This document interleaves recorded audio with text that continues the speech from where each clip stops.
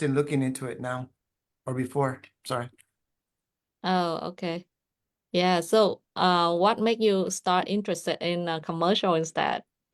Because I want to have an office for me. And I want to have a WeWork. Uh, and I've always wanted something like this for myself. And I don't want to go pay rent. I want to have my commercial property and then have my own office so I could go. And then if I could rent other spaces, then that would be good too. I see. It's for an office space. Like an office space. I'm working out of a co-working space actually. You have one already? Working out of a co-working space. Okay. It's a Man- co-working space, Manuel, but we have an office inside. Right. This is my office. So Manuel, yeah. Yes. you could do two things. You could do one, you can rent a working space, like what Sophie's doing, or you could buy your own working space. Like you could buy the you're in luck because there's a lot of office space out there that no one's buying because people are working from home or people are sharing workspace.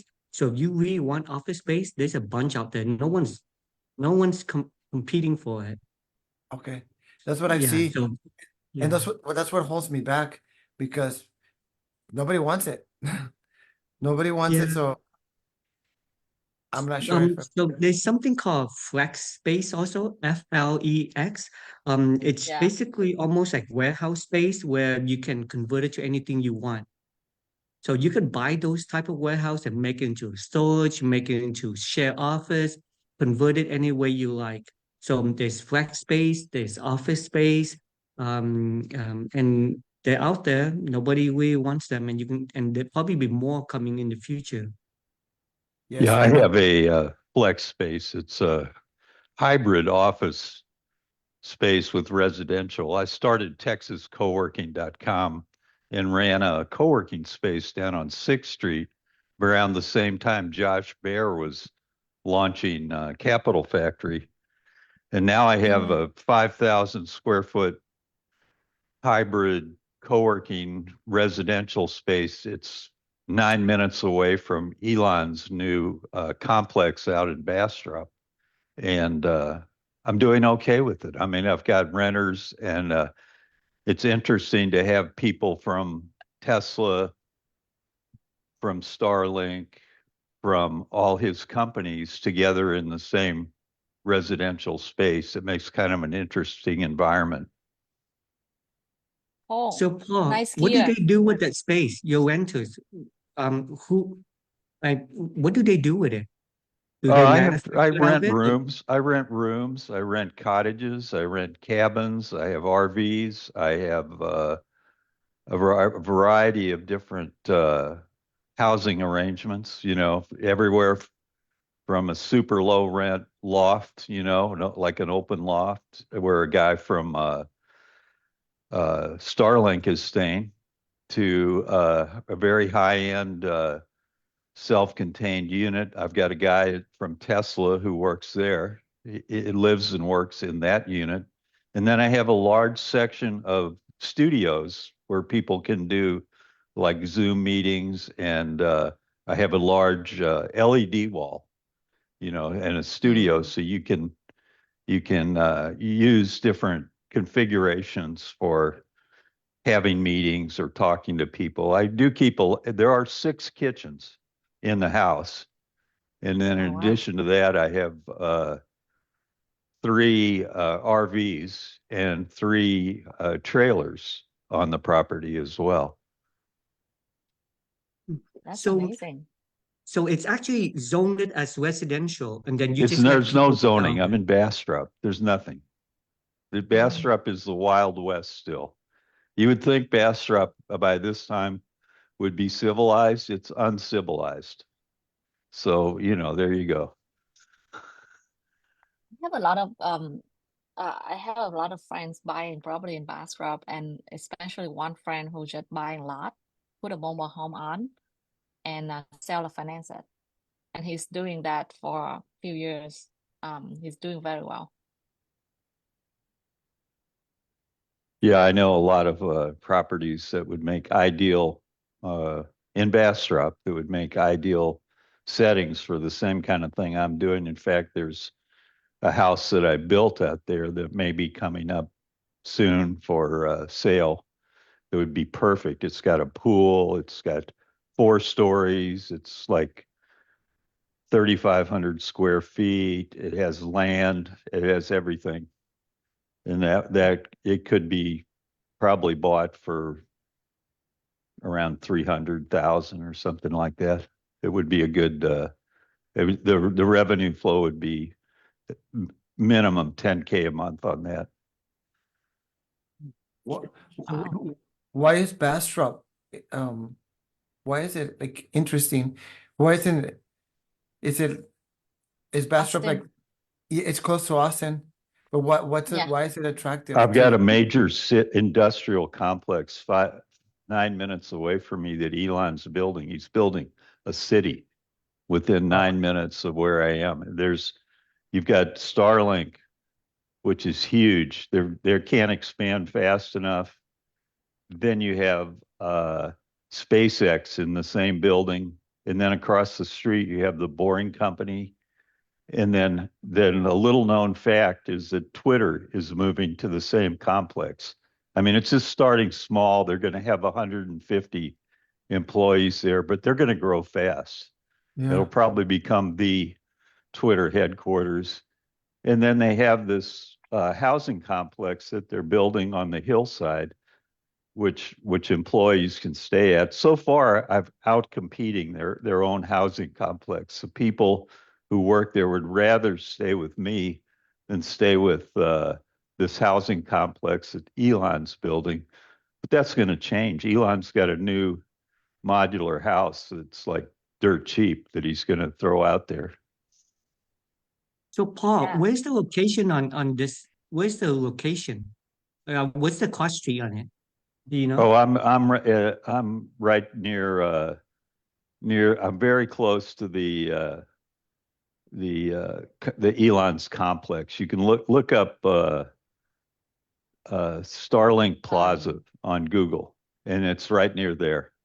Starlink Plaza, Boring I see. Bodega, or Boring Company, or Starlink, or SpaceX. It's all right there, and they even moved Neuralink out to Bastrop. So Well, everything in Bastrop. Neuralink is now positioned halfway between Tesla and this complex. If you drew a line between Tesla and the Boring complex, you would that's where Neuralink would be, and they all tie together. They're all part of a overall strategy. Can share my screen so people can see. and Paul, where are you close to, how far are you from that place? I'm 9 minutes away. Oh, okay. Wow. I'm right there. I'm right there in the neighborhood. Okay. Thanks for that. It's Starlink, Starlink. Yes. Starlink. Look up Starlink Plaza. So how STE AR. or No, ST? Starlink. Starlink. Starlink. No, K, not Starlink. G, K. Okay, Right, Starlink. There you there. go. That's Okay, it there. I saw. Yeah. I see. I Paul, would you like to for us to see your video and then introduce yourself a little bit? Thank you for joining, and I think Oh, this am I supposed to the have a first time video? Am I supposed to have a video now? you have a video right now showing up your gears. Oh, is that part of this format that I show a video? I see your video on, but it's just showing your gear like microphone and Oh yeah, it's my ham radio equipment. yeah. So you guys can see this is Bastrop and Yeah. this is Austin. Where I live many years. I have so many mark on it. And this is, I think, Yeah, where, type Neuralink. Put in Neuralink into the search Google Maps. So- Neuralink. yeah. Put so Neuralink in. So Starlink right here, right? Yeah, that's Starlink. Yeah. Yeah. And then we're gonna have Neuralink. No, it's A, Neura. Oh, Yeah. yeah. Yeah, there you go. And it should be there. I guess it hasn't even hit Google Maps yet. Wow. It's in Um, Bastrop. Yeah, it's in yeah. Bastrop. So It's maybe not. this is the whole city, right?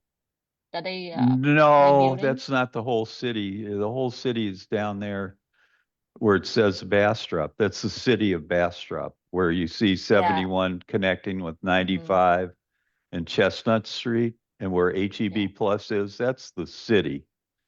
And there's something outside of the city. It's called the ETJ. And you want to be outside the ETJ. And the ETJ is the extraterritorial jurisdiction of Bastrop. If you're in the ETJ, you're in the Wild West. You can build anything, do anything. Mhm. I mean, I don't recommend it. You can dump stuff in the Colorado River, but I don't recommend you do that, you know. Yeah. It's just that was my internal question. Like, why would he pick that area? And that you answered that. Land is cheap. The Colorado River's there. Really cheap. He has Colorado River frontage, which Mhm. is Yeah. This is extremely the river valuable. frontage. Yes. Wow. You He can did see his this. I research. marked this one. This is a super expensive sushi restaurant in the middle of nowhere. For what? Okay. For I people don't, that work here. I've never heard of that. It's in the Hyatt. I've never heard. Oh, the Hyatt, of Regency. course. Yeah. Yeah, the Yeah, I'll Hyatt tell you a Regency. story Yeah. about the Hyatt. The house that I was telling you about that's probably coming up for sale used to have I used to have 18 interns from the Philippines who lived in this big house, and I was their personal Uber and drove them to work at the Hyatt every day. They bring scores and scores of young 21-year-old interns from the Philippines to train up at the Hyatt for future jobs in hospitality. So I turned the house into basically an intern house for a couple of years, you know, and they stayed there. It was a fun time, a really fun time with these young people from the Philippines. Paul, do you figure out how we can see your face yet? I need to go I think to you're hair turning and around. makeup. You're I like need to go turning to hair around. and makeup first. You don't have to. I haven't Yeah. gone to hair and makeup today yet. Yeah. But Andy, do you know Paul? You guys in Do I the know same Paul? Oh no. Austin? Oh, would glad to connect with you, Paul. So, Paul, out in Bastrop, do you think the future Bastrop will just continue to grow because Oh it's yeah. East Austin? It's A lot of inevitable. land. It's not will it grow? It's how It's much it will grow, how fast it will grow. There's no So, yeah. question it will grow. do Yeah. you It, recommend buying land and holding, or just go ahead and buy a building and just develop it out? Both, I'm in Austin. I'm looking to invest. both. I would do both. both. Yeah, both. Anywhere where Elon Musk, we're already too late. Anywhere outside the ETJ, before the ETJ becomes the J. You don't Oh, want you know you what? want to be in the J, you want to be in the Okay, outside the ETJ, okay. But extraterritorial jurisdiction. that's okay. So that's the hard part. Okay. There's the city, and then anything outside the city is called the ETJ. But you're saying outside of the ETJ, you're talking about going back into the city. No, no, no, no. The ETJ ETJ is is the the city. extraterritorial jurisdiction, and it's not just the city of Bastrop. It's all over the place. It's like a crazy quilt of Correct. Correct. like a But that's what gerrymandered territory. correct. So you want to But that's get a what you're map of the saying. ETJ and look outside of that ETJ area. You want I understand. something that's not regulated, I understand, unregulated. but the ETJ is basically stuff that is not the city, outside of the city. So when you said No, not, no, that's not correct. The okay, ETJ is the ETJ. It's partly the city and it's partly outside of the city. It's a crazy quilt patchwork gerrymandered map that makes no sense. So you get a copy of that and you look outside of that. Or you just ask about a property, is this inside or outside the ETJ? Now, if you're inside the ETJ, then you've got building codes, you've got plumbing codes. The only regulations Bastrop has is for septic and water wells. And water wells is really under the state, the state, what do they call it? Help me out here. Who regulates water in Texas? I have it. I can't think, I know who they are, but I can't think of, it's like Yeah, me too. The QCWA or reserve. something like that. I forget. Anyway, there's an agency in Texas that regulates water and it's loosely administered by a local authority. So you have to have good water. You have to have septic. And those are easy to accomplish in Bastrop. Bastrop Anyway, has great water. So- anyway, you look for unregulated area. That's it.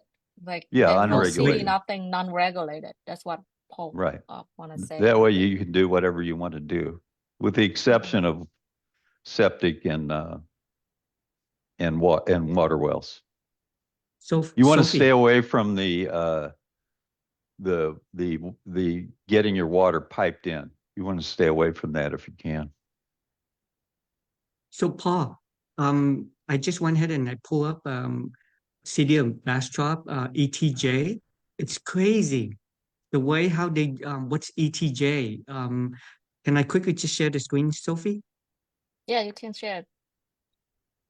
And then we should go back to top to commercial real estate though. Okay, got it. Can you see my screen? Yeah, that's it. Yeah, there you go. That's crazy. It's the It's a colored crazy post. quilt. What did I say? It's crazy. So it's it's both inside, outside. It's gonna be hard. So you're gonna have to ask the agent. There's just really no way. No, you can pull up a more detailed map. They have Ah. a detailed map.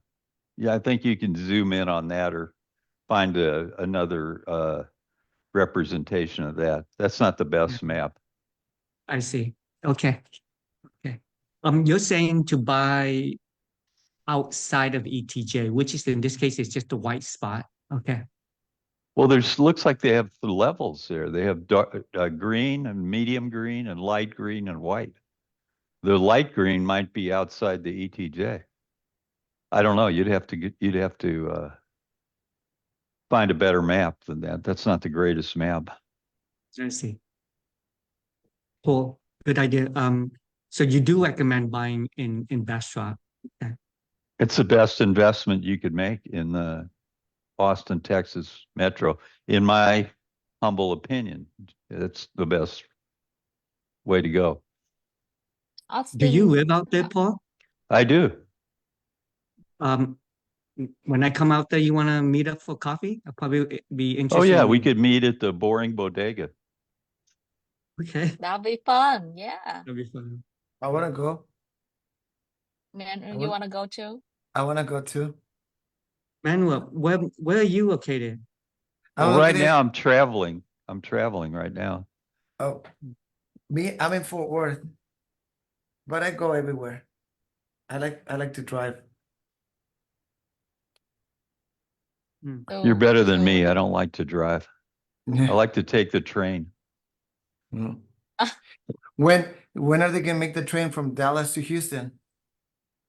Is it I don't happening? care. I don't care.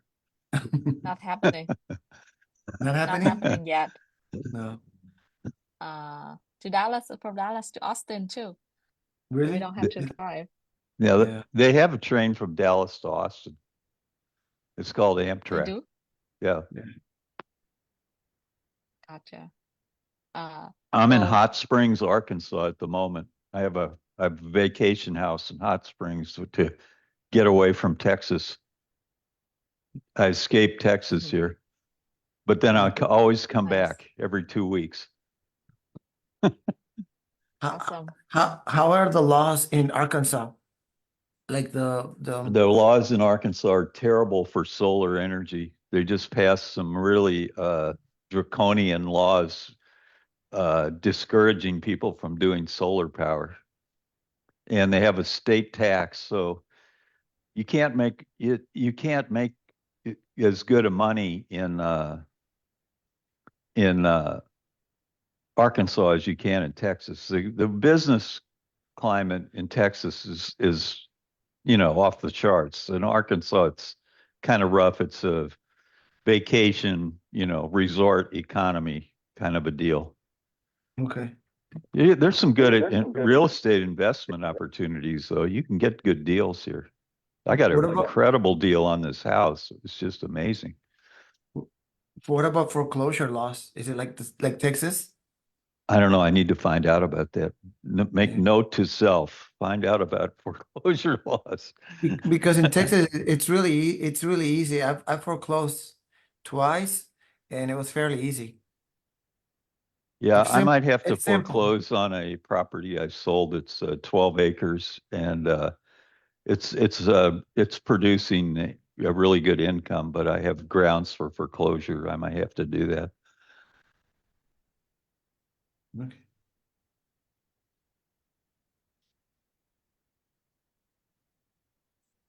All right. Manuel, you joined because you want to buy office and have your own office now? Maybe, yeah. I want to Yeah. have, yeah. I want to make it where it has a showers and it has a gym and it has a conference space. Look for co-working space. I think it's awesome because you get to meet other people as well. Yeah. And like it's a bigger space, and I'm in the place called Cato, and they have maybe 12 Cato all over DFW. How do you spell it? CADDO, Cato office Office. Okay. reimagine. But they have a bunch of them out there too. I'm gonna move to one in Richardson. I'm just gonna move just because of SEO purpose. Like you have to have office to Yeah. do SEO on Google. Yes. And we're gonna open a tax office there with my partner. So we're gonna rent another space, this space called Hexa, and it's like a venture capital fund.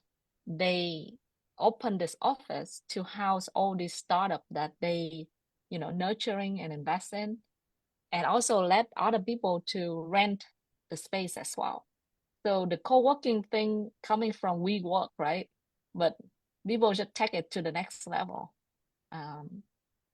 And if you could search for co-working space around you, like there's space. I think that's so nice that like people that come common area, cook, eat, or whatever. But they also have a gym. Some have a gym on site. Some have even a restaurant on site that if you cannot, cook or something, you can order. Yeah. And they cook like healthy food, like on demand, and they have like chef rotating, like all kind of stuff that a boring old school office cannot compete with, Yeah. right? That's Like it's kind of like you meet other entrepreneurs as well who might become, your partner. Who I met here in this building. Like I met her, and she become my partner now in one of my I, business. for my disposition business. I meet my clients at Frost Bank in Clear Fork. Mm, Have you heard of Clear Fork in Fort Worth? no, Clear I Fork don't is where know well. it's where that's the Neiman Marcus, where Neiman Marcus is in Fort Worth. Neiman I Marcus, see. Gucci, all those stores. Oh, Neiman Marcus. Yeah, like fancy area. Fancy area, yeah. So there's a Frost Bank, and that's where my bank is, and they have office space that they let us use for free, Yeah, a few banks do that too. and Since it's beautiful. Capital One started one like in the Oh, yeah. like Capital One Coffee, like it's free if you have Capital One, right? Yes. And then Comerica Bank also do that too. Yeah. So, Comerica Bank, yeah. so I Have you use, all been to the Capital Factory branch in Dallas?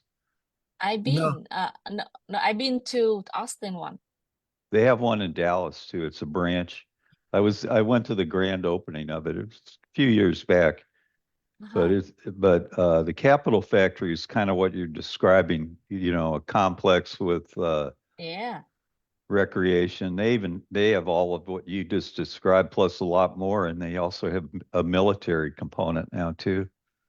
yeah. I went there because I want to learn about angel investing. So went Right. to one of their event there. I see they in the Centrum. Yeah, they located inside the Centrum, which is that's amazing. Yeah, I'm sure they have a lot of event too because Sasha, my husband, like startup and um event like connect the startup community. So that's awesome. Are They you have all co-working are you space all in too. Get Dallas? Are all of you in Dallas? I'm in Austin. Oh, you're in Andy's Austin. in Austin. oh, Yeah. I thought you were Okay. in Dallas, Andy. No, okay. So Where are Bastrop you is in Austin? Are you North Austin, Central, North? North Austin. Yeah. Yeah. you could probably go to Bastrop today and check it out. Wait a few days till I get back, then I'll give you the grand tour. Cool. How do I Yeah. contact you? Uh, just 501-365-1001.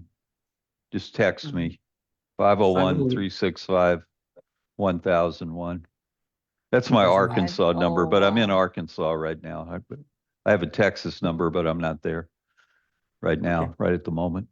Do you drive? Um, Paul, do you drive back or do you drive back and forth? Take the train. I take Oh, yeah. Amtrak. It's Yes. $78 for a ticket from Hot Springs to Austin. Takes me, you know where Whole Foods in Austin is?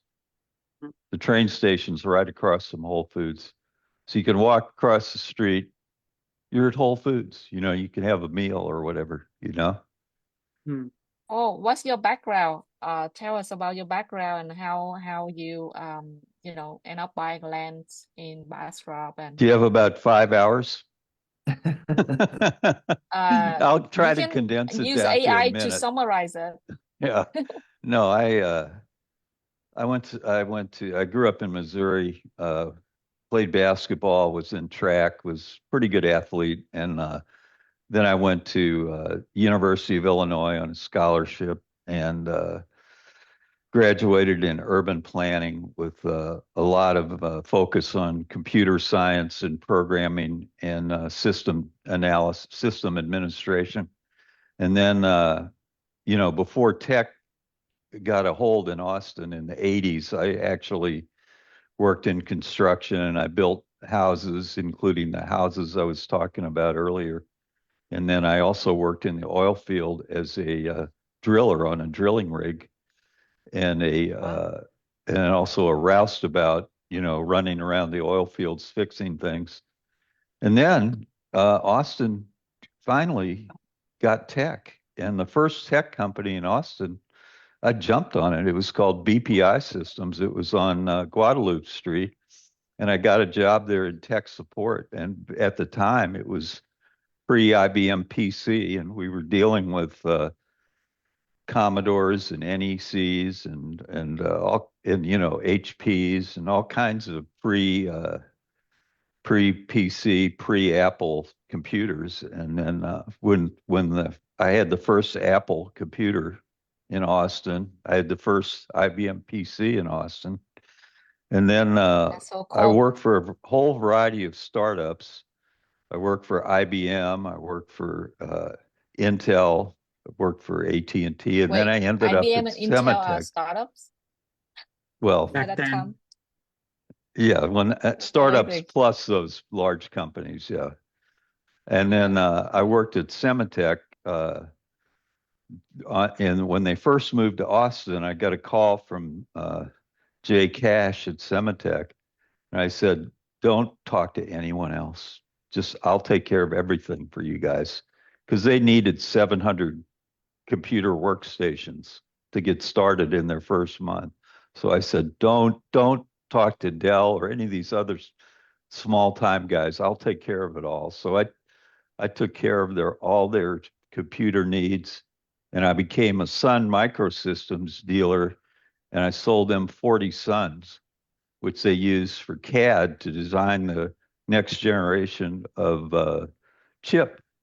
You know, we designed a wafer that was enormous, and it changed the whole course of the semiconductor industry in America. I mean, this was pivotal. And guess who my office mate was? Guess who I shared an office with? Steve Bob Jobs. Noyce. Bob Oh. Noyce. Wow. You know who Bob Noyce is? Intel? From He Intel? founded Intel, Mhm. and he co-invented the semiconductor. And unfortunately, he was a chain smoker, so he was always ducking into the break room, and the break room at Semitech was filled with smoke all the time. Poor guy, man.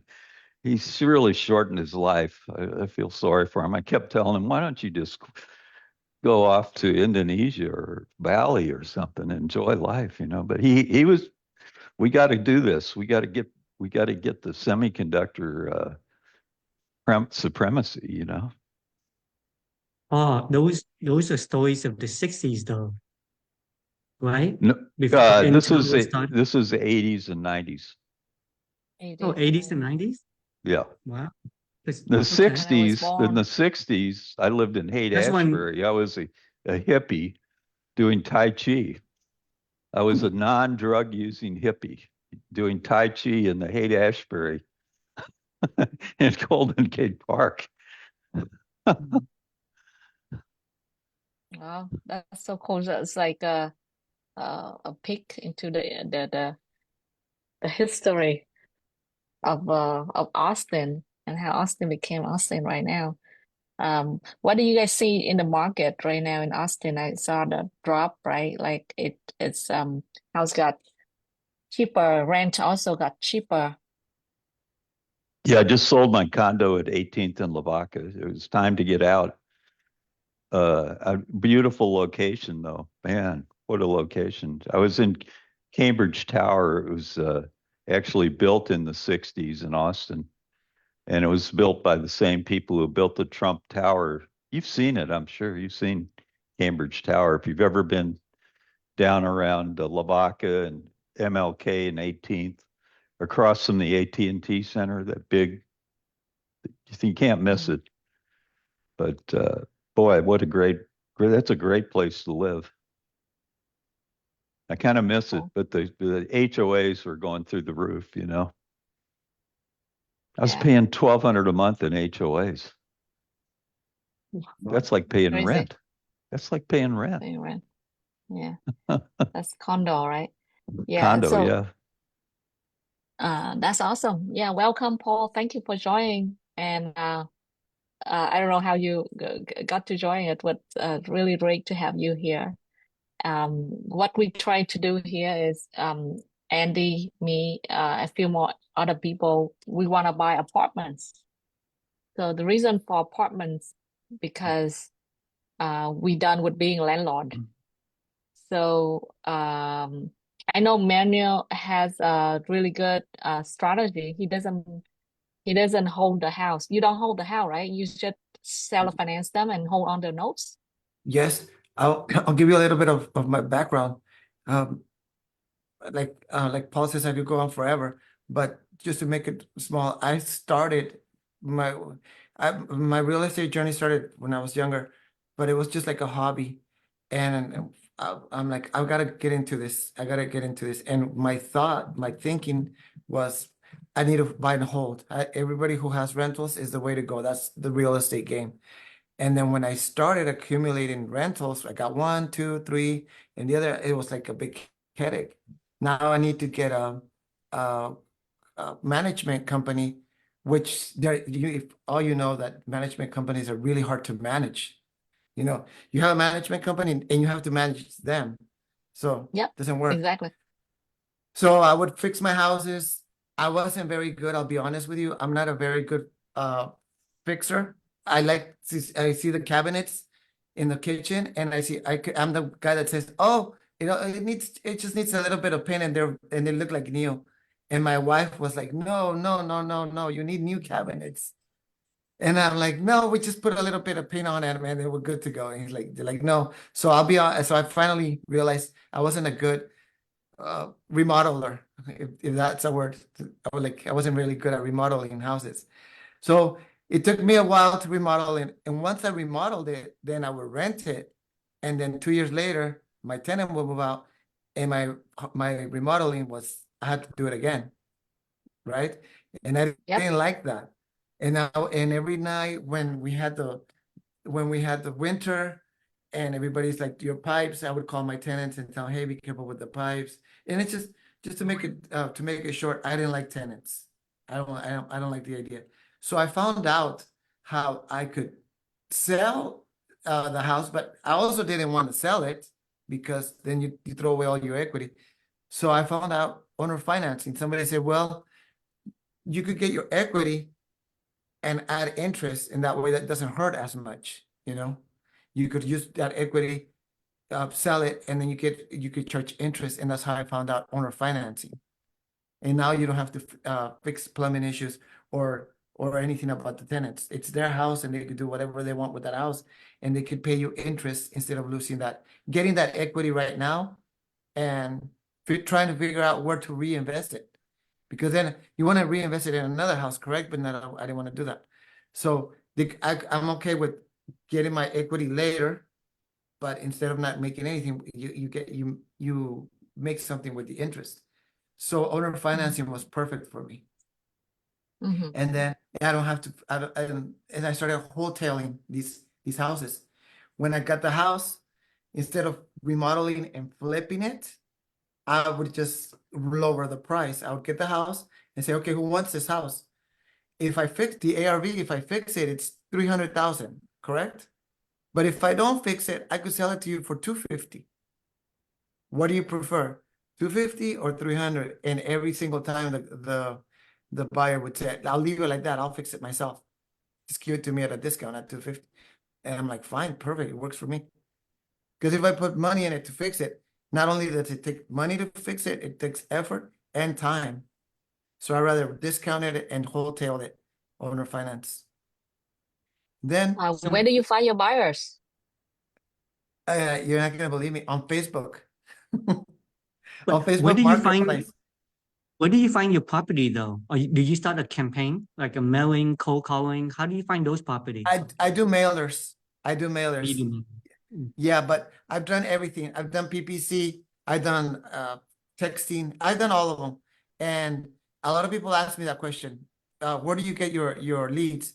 It depends. You have to try them all to be successful.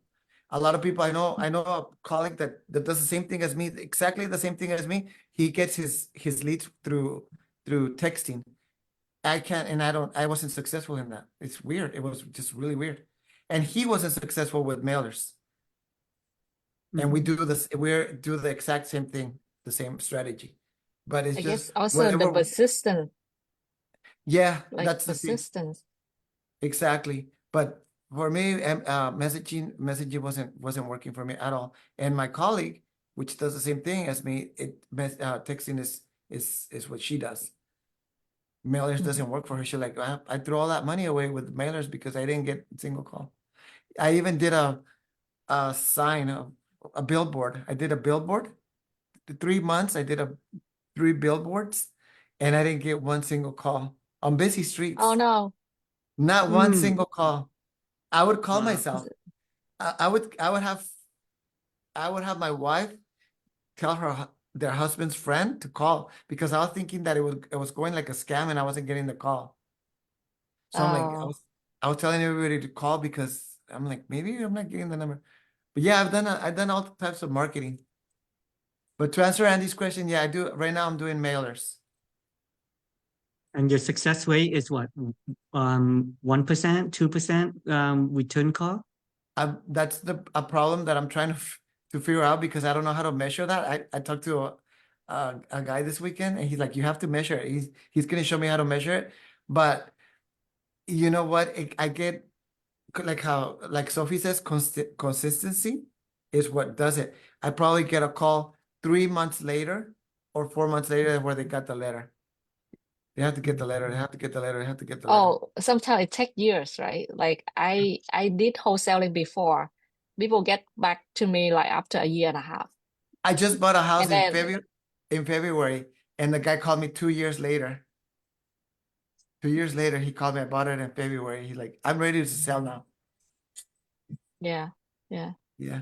So I was gonna. Well, I'll end it with this. After I started buying, then I started buying land, like infill lots, and I started buying them myself. I do the strategy where I tell them I'm the buyer. I send them the contract, and then I tell them that the title company is gonna take a while. I give myself 30 days, and as soon as I get the contract, I start looking for a buyer. That way, I double close. My buyer gives me the down payment, and that's how I buy it. And if it takes more than 4 weeks, then I buy it myself with my own money. And That's right. I was talking to Andy that I ran out of my own money. That unfortunately I don't have all the money in the world, not yet. And so I look for investors, and the investors buys the property, and it gives us more time and more leeway to find better buyers. And at the same time, an investor that is wanting to park their money for a little bit, for 3 to 6 to 8 months, they could park it there while we find a buyer. And usually we find buyers because if they're smart, my buyers are smart. They're like, if it's owner finance, I'll take it. They're pretty smart. They're like, it doesn't matter if it's owner finance and it's easy to acquire, then they'll take it. That's why I've been successful. I think that's the success in what I do. They don't care. They're like, it's like everybody. If they're owner finance, whatever, a car, you take it, right? If you go to the Ferrari dealership and they say, "Hell, I'll give it to you. You just need 5,000 down," you would take it, right? That's what Yeah, that's how that's that's awesome. how they see it. How much usually is the ratio that you take? Is it 10% down payment? I tried to do 10%, but I usually start with half because it's land. I tell them I put it on the market for the price, and they're like, "Well, do you own or finance?" And then I pretend I don't. I'm like, "Well, I'd rather you give me cash, but if you give me half, I'll own or finance the rest." And then automatically they'll say, "Well, I don't have half. I probably have like 10% or 15% or 20% or 30%." And then I take that, because if I say 10%, they'll give me 10%. And Well, sometimes but with the house, you do at least 10% at or least at least 10%. You have to do at least 10%. That they have to have skin in the game.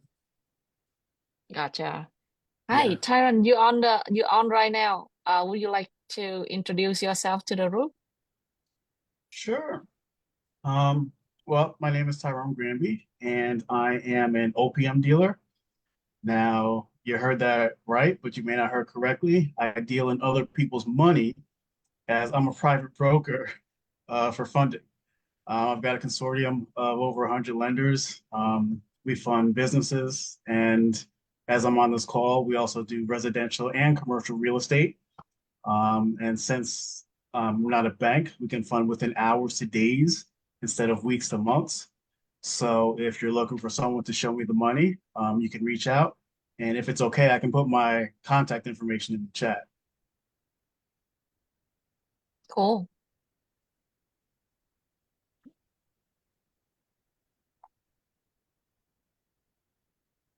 I I host a meetup called the Asian Hustle Network Meetup in DFW, and we host it every single month.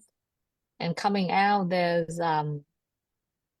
this humble guy. His name is Kai, and he's so like a mortgage guy, and he's been doing this for like 20 plus year. So, and then after talking, and then we know like Okay, he ended up he's owed the whole bank, and he's lending money out his own bank, and he bring like so maybe 7, 10 of his people there, other mortgage officers working under him, Okay. and he sponsors some food.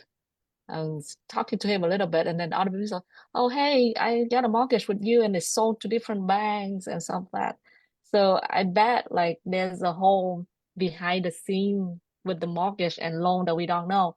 And he's like, "Yeah, I like to package them together and sold them to some, but some now I keep in my own bank and all of that, right?" So there's a whole like science behind like generate a loan and selling those loan and all of that. I think Andy, you got to a conference that people are doing that, right?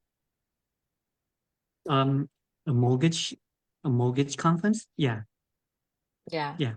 Last year I went to one where I know Tyrone, have you heard of UWM? You're in the business. You What's that? probably heard of UW.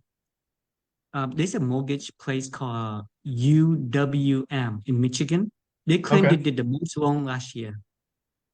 And when I went to the headquarters in Michigan, actually not last year, just like 6 months ago, it feels like a tiny city. It's like thousands and thousands of underwriters, loan officers, processors.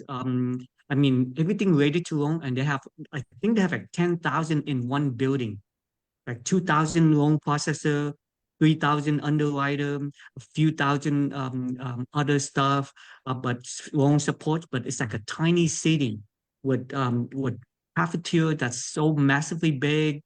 There's um, multi-layers. I mean, and it's just massively a big city, and all they do is loan. And they claim they processed the most loan last year. Number one was them, and number two was Rocket Mortgage. And turns out Rocket Mortgage is also headquartered in Michigan, just where UWM is. And it's a big competition. And so in one city, two of the biggest loan generator in the country is in the same city. And so it's massive. Yeah, Okay. yeah. Um, yeah, a lot to learn to see. I mean, and they fly tons of people into Michigan to their headquarters just to see the process. They fly tons of agents, mortgage brokers, real estate agents, contractors, just to see their operations and to get their name out. And they do that every month. Um, yeah, so it's interesting how the loan industry works. Yeah. Yep. Yeah, very, it definitely is. Mm. You know, like I said, I deal largely with private funders. So there's different, it gets regulated also, but it's a little different than bank lending. So sometimes you can get funds a lot quicker than dealing with a typical, traditional bank funding. Mm. But are you Yeah. mostly short-term loans, kind of like hard money? Are you mostly short-term or long-term 30 years stuff? Um, Mostly short term, but my lenders can also do long-term lending because it's a lot more flexible than with a bank. So it's not limited to 15 or 30, but it can be that long as well. Mm. Yeah. So when I start getting to commercial real estate, I noticed that everyone have a cash flow on the side, and that's cash flow they put into, investing in apartment and syndication, and how they got it into equity. And that's why I look into buying businesses and to have cash flow. And because of that I look into different things like insurance, insurance business, like health insurance or whatever. Life insurance is huge, and they sell this business too. And tax, right? Tax service is another like financial service, but there's another is hard money lending that they can sell. Like if Tyrone, you build this company and you have lenders and you have like people borrowers, and you keep generating these loans, you end up can sell your company for multiples. So I look at company on like they making so much loan just as a hard money lender, and they selling for many multiples, 2, 3 multiple, like. And then I talked to the broker, and the broker told me like, yeah, how many lending companies are hot now because you can make, I don't know, 14%, 16% now on a second lien position. And because of that lucrative cash flow, these hard money lending company are for sale for big multiples. And there's a lot of private equity fund from Canada um, e- even come here to compete for that. In that market, it's like, oh yeah, it's not easy to buy a hard money lending company anymore because everyone jump in to compete and buy these companies. So it's a great business, like it's service business, it's financial service business. I think those are the best because you don't have to deal with products or anything. People always need to lend and borrow money. That's a great business to be in. And Manuel is like being the bank here. When are you gonna sell your bank, Manuel? I'm thinking about it. I think um I I was a dummy in 2008. I saw the real estate market crash, but I didn't know real estate back then. And that's my mom lost her house. She didn't lose it with foreclosure. She just had to sell it. And I was in a position, I had just got married, I had a baby, and I didn't know how to help her. And then I promised myself, I'm gonna learn real estate because I don't want to see this happen again. And I'm starting to see it again. And I'm in the position to, I think it's time for me to sell some of my notes to have cash reserves for the good times. The people that have the cash reserve are the ones that make it in the crash. They start buying everything. I don't know, Paul. Yeah. Paul, what do you see? In what regard? What do you mean? What do Oh, I see? like is there The crash. like if not a crash, but like a recession? Do we sell? Because I heard you right now that you just sold a property in Austin. Well, yeah, I got out of Boston because I had something better to invest in Hot Springs, Arkansas. I bought a beautiful house with a great big lawn and a studio, and it's on a lake and blah, blah, blah, compared to a 964 square foot cube. It did have a swimming pool and a weight room though, and it was in a great location, but the HOAs are crazy. I am not a macro economist, so I'm not really qualified to answer that question. Okay. Yeah. Well, right now I have some notes and I wanna liquidate some of my notes. At the same time, I wanna hold them, but I wanna I've do got Yeah. notes. I've got notes. They're great, and if they yeah. fail on the note, then I've got my property back. In 2008 during the crash, I went to Indiana. I had my sister-in-law lives up there, and I couldn't get a job, and I didn't know why. I thought it was I lacked experience, but I didn't know there was a crash because I wasn't in real estate. I didn't know what was going. Nobody knew what was going on, except I remember that what was thriving over there was RVs, and everywhere you would go in Indiana, there's RVs. I'm like, I'm not trying to get a job in one of those factories, but I couldn't get it. But now I tell my I've wife, got tons of RVs. I've got RVs coming out my ears. yeah, I was telling my wife, like, during the hard times and the recessions, the RVs are the ones that make it because people start going into the RVs. They sell their assets and then they go to RV and they wait it Mm, out for a year or two until mm. they sell everything and then they go RVing and they have cash ready to buy whenever everybody needs to sell Well, quick. I I read buy that like right RVs. now, I buy cash is king. RVs. I buy Yeah. RVs and I rent them out. I fix them up and I rent them out. You can buy a used RV for a couple of grand. I've got a great handyman. He could remodel it, turn it into a majestic interior space, put cover it, put a porch on it, put it in a beautiful wooded setting, and the ROI is off the charts. It's just all ROI. Yeah. Is your guy, does he have a set price or it's different every time?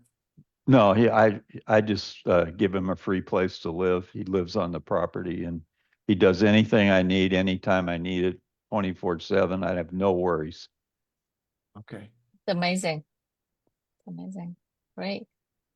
Yeah. Mhm. See, that's the problem we have here in DFW, that it's hard to find people that work, that do nice work. You find one guy, Yeah. you give him a You did it place to well. live. He stays on the property all the time. He takes care of it. You never worry. This guy's a former Hell's Angel, super handyman, tremendous, terrific. I don't have to worry about security either because he does that too. But he's a great handyman. He can build anything. That makes sense. Yeah. Amazing. But- Before we almost end, I show you this. Look at this. Highly profitable homelander for sale. The price asking is $14.25 million. And they have a cash flow. The cash flow is 2.25. And That's their per rent is year. 25 That's a per yearly it's yearly per cash year. flow. Yearly cash flow. It's 10 years old. And they generate around $41 million annually in loan amount. And they loan at short term like 12.5% from 50 to 5 million with a maximum lend to value of 70%, terms up to 6 months. What are you getting for that? It's a loan What are you company. getting?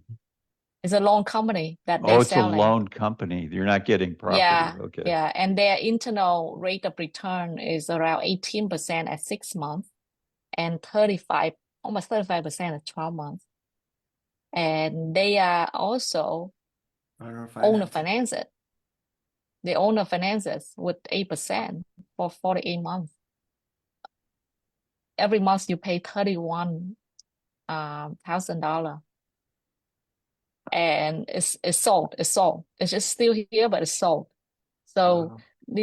these company are selling like hotcakes now. That's what this guy told me. So just want to share that. So Tyrone will be more like fired up to do more loans.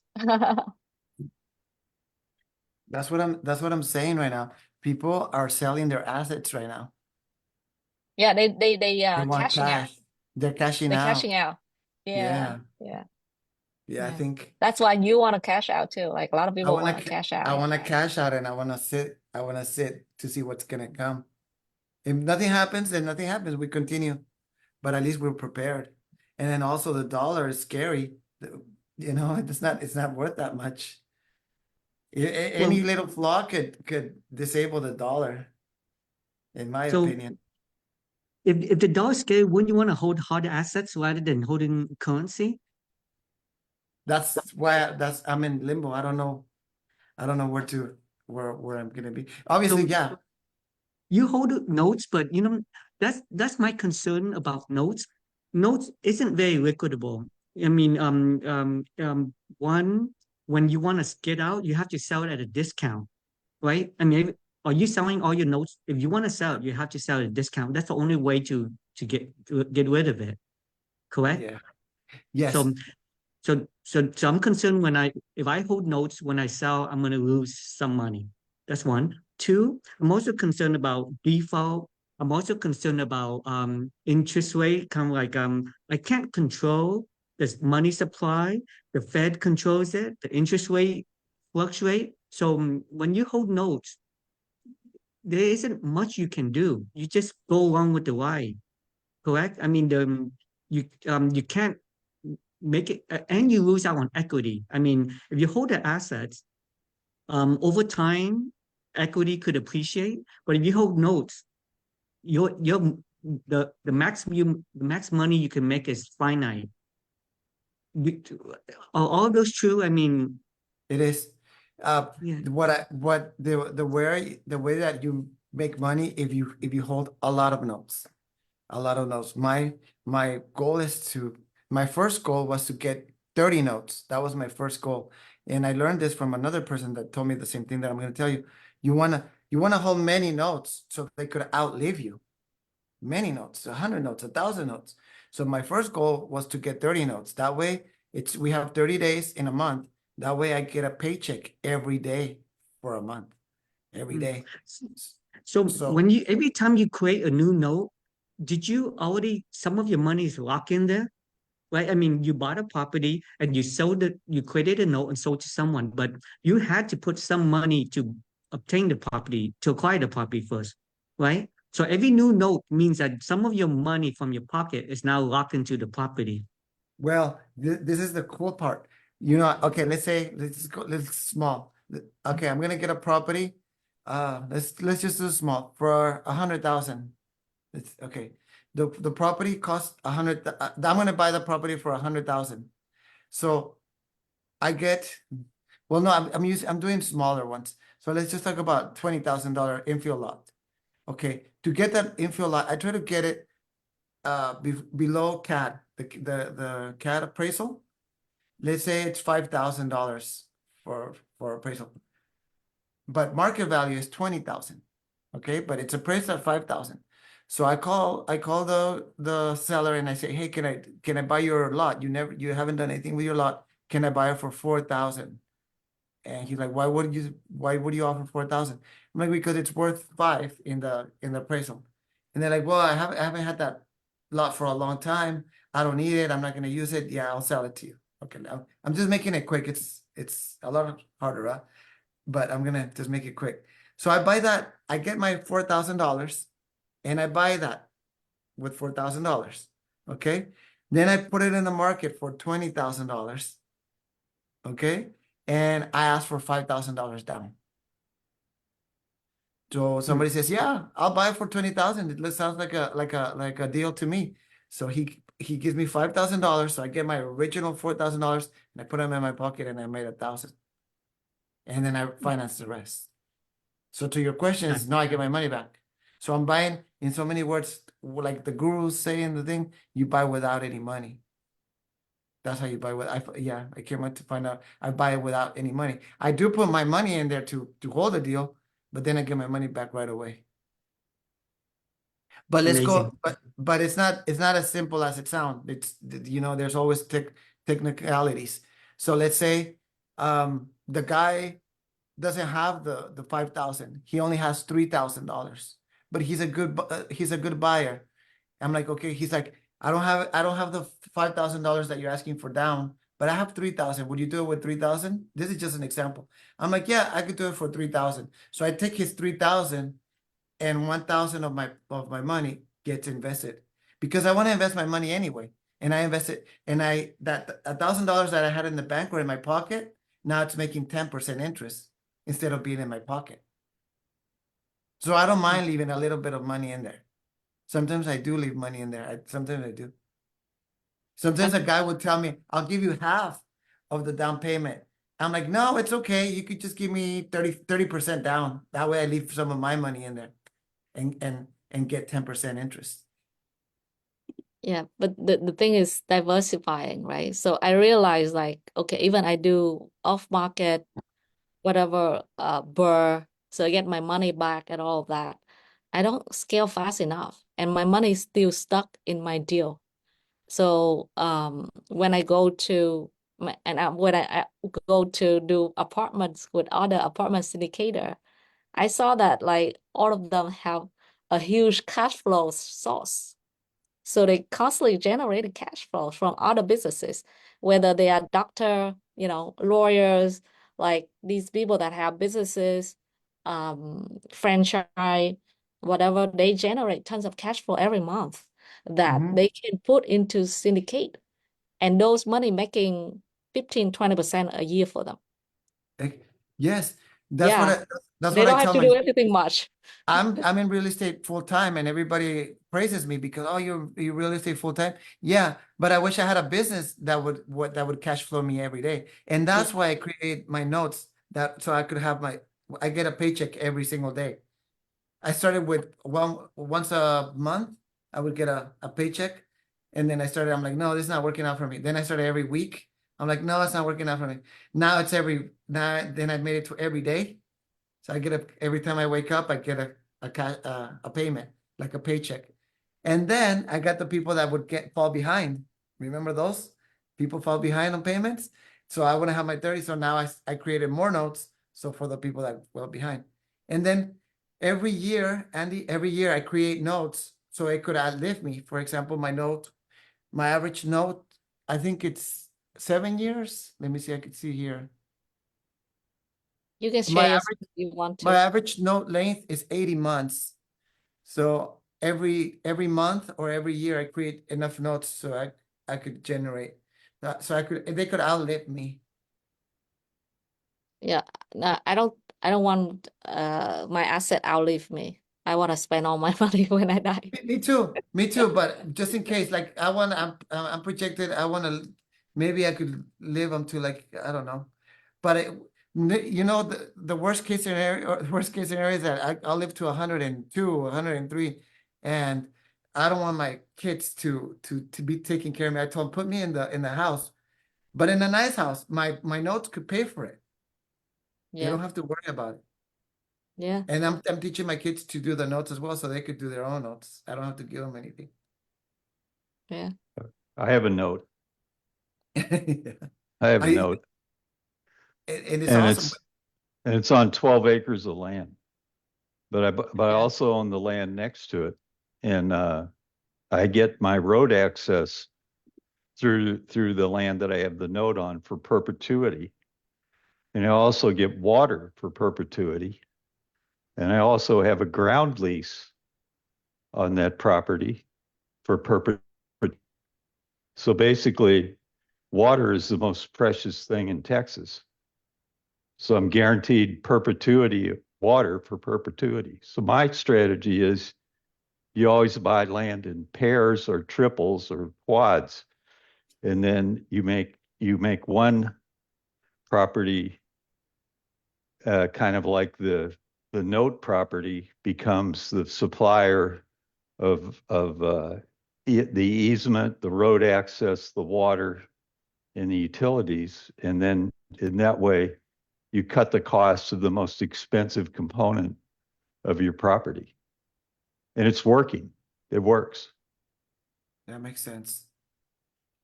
Wow. What about if in the future that neighboring property that you have, it continues? Do you continue to use that? Yeah, the property has access for perpetuity. That, in other words, if water becomes a scarce commodity, you still have water. You're guaranteed water. There's even a clause in there, for some reason they can't supply water. They're required to supply me water by whatever means necessary, even if they have to send it in trucks, or dig another well or whatever. Yeah. So I recommend you buy rural land. Take Elon's new houses, you put it on there. You also get some old RVs and trailers, and you get a handyman, you put them on the property, and then you sell off adjoining properties, or you subdivide it, and then you have water for a lifetime. Or not only, it's generational then. Or does the land have to be a certain size for it to make sense? So like has to be No, more than there's no 10 size acre? requirement. I mean, the bigger the better, but there's no size requirement. Okay. I have a 2 acre, and probably need to talk to you about it because it just sits there, doesn't make any money, because it's just land, right? So I gotta find a way to make income out of it, a cash flow. So maybe what you just said, put in a building, a mobile quick building and RV and try to make some money while it's just sitting there. Where is it? Um, it's up north, in Lampasas County. Okay, does it have very many restrictions or regulations?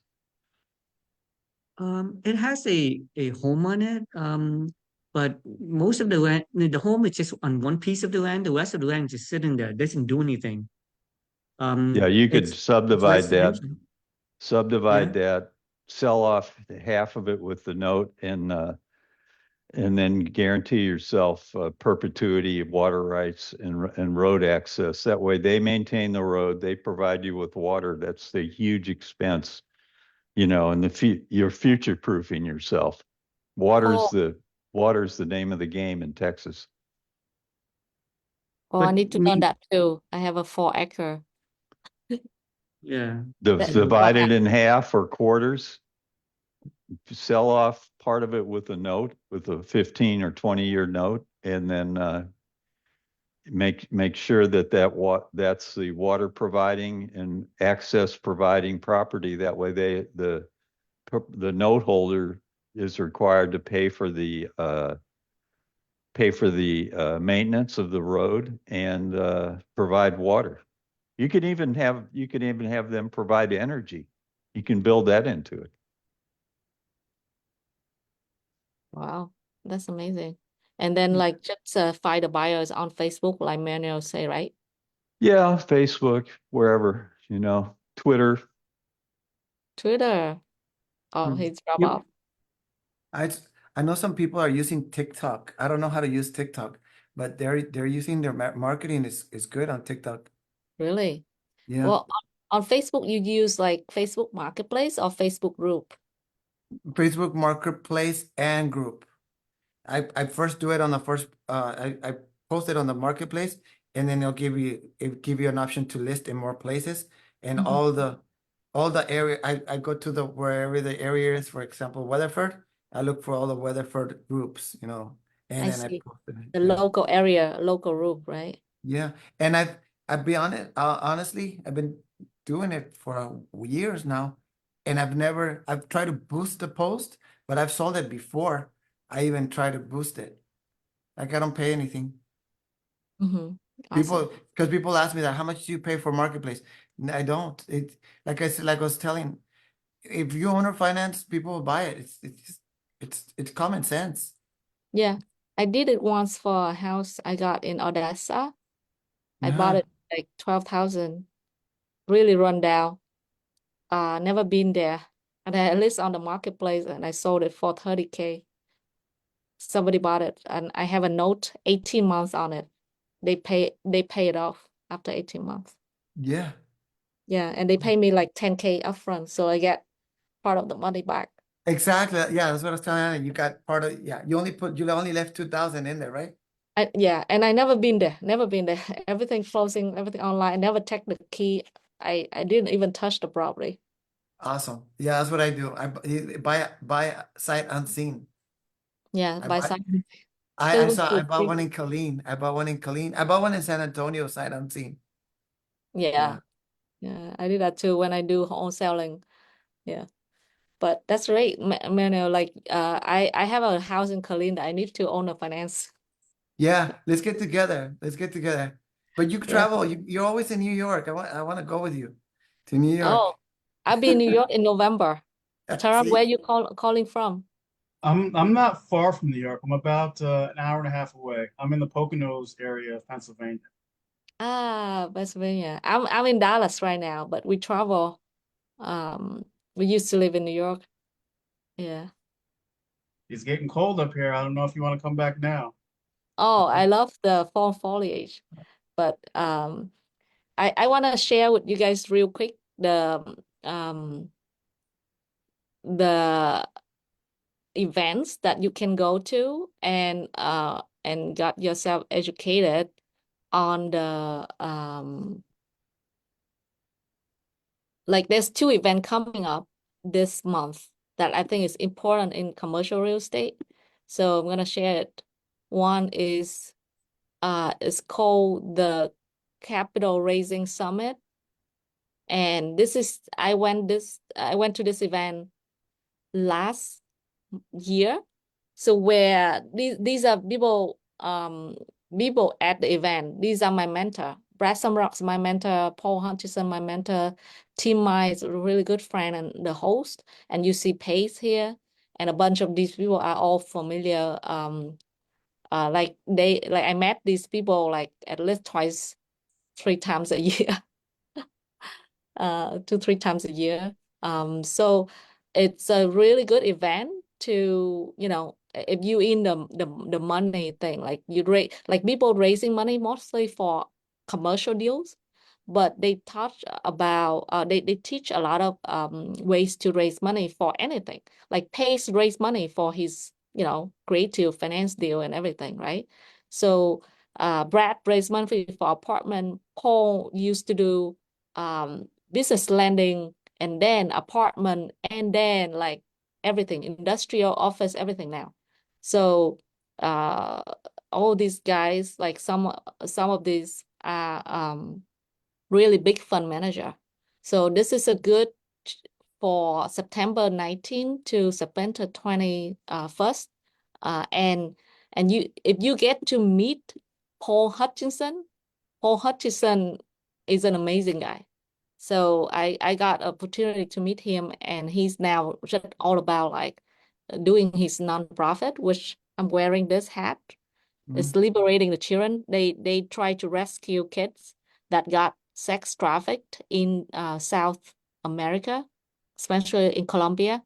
And Yeah. that's where he living full time and building these houses to not only save them, but also make sure them safe and have a good life. So this is an amazing event just in Houston, so it's quite near.